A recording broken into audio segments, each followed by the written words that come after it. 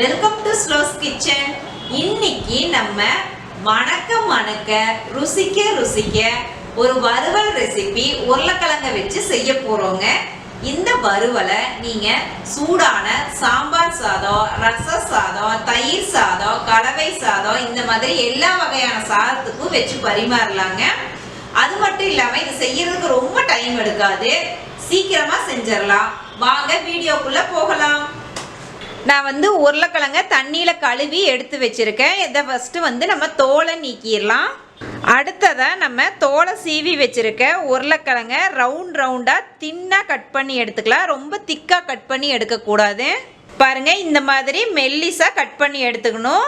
ரொம்ப திக்காக கட் பண்ணி எடுத்துக்கிட்டீங்க அப்படின்னா உங்களுக்கு வறுவல் சரியாக வராது, வேகிறதுக்கும் ரொம்ப டைம் எடுக்கும்.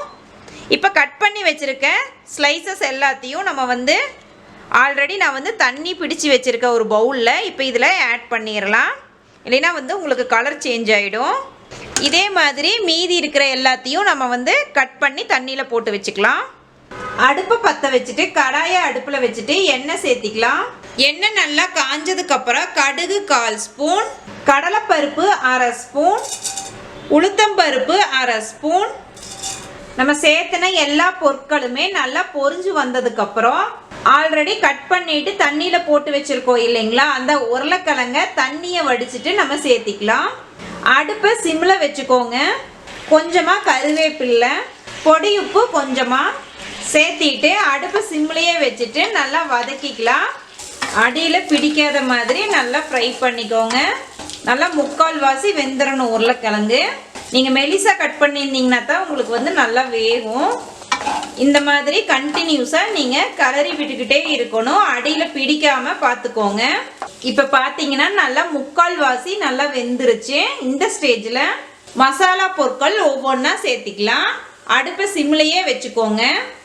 மஞ்சத்தூள் 1/4 ஸ்பூன், மிளகாய்த்தூள் 1 ஸ்பூன், கொத்தமல்லி தூள் 1 ஸ்பூன், மிளகுத்தூள் 1 ஸ்பூன், சீரகத்தூள் 1 ஸ்பூன், கொஞ்சமாக பெருங்காயத்தூள், தேவையான அளவு பொடி உப்பு சேர்த்திட்டு அடுப்பை சிம்லேயே வச்சுட்டு நல்லா மிக்ஸ் பண்ணி விட்டுக்கோங்க. அடியில் பிடிக்காத மாதிரி பார்த்துக்கோங்க. உங்களுக்கு தேவைப்பட்டால் இன்னும் கொஞ்சம் எண்ணெய் கூட சேர்த்திக்கலாம். எனக்கு எண்ணெய் குறைவாக இருக்குது, இப்போ கொஞ்சம் சேர்த்திக்கிறேன் நான். திருப்பியும் மிக்ஸ் பண்ணி விட்டுக்கலாம். உப்பு காரம் இதெல்லாமே உங்களுக்கு தகுந்த மாதிரி சேர்த்திக்கோங்க. நம்ம ஆல்ரெடி உருளைக்கிழங்க நல்லா எண்ணெயில் ஃப்ரை பண்ணி எடுத்தாச்சு. மசாலா பொருட்கள் ஆட் பண்ணதுக்கப்புறம் பச்சை வாசனை போகிற வரையில் நல்லா ஃப்ரை பண்ணிக்கலாம். கண்டினியூஸாக நீங்கள் இந்த மாதிரி கலக்கி விட்டுட்டே தான் இருக்கணும், இல்லைன்னா அடியில் பிடிக்க ஆரம்பிச்சிரும். பாருங்கள், உருளைக்கிழங்கெல்லாம் நல்லா வெந்துருச்சு, மசாலா பொருட்களோட பச்சை வாசனையும் போயிருச்சு. இந்த ஸ்டேஜில் நம்ம அடுப்பை ஆஃப் பண்ணிடலாங்க. அவ்வளவுதாங்க, அருமையான சுவையில் சூப்பரான உருளைக்கிழங்கு வறுவல் ரெடி பண்ணியாச்சுங்க. நீங்களும் இந்த ரெசிபியை உங்கள் வீட்டு கிச்சனில் மறக்காமல் ட்ரை பண்ணி பாருங்கள் ஃப்ரெண்ட்ஸ். எப்படி வந்துச்சுன்னு கமெண்ட்ஸ் பண்ணுங்கள்.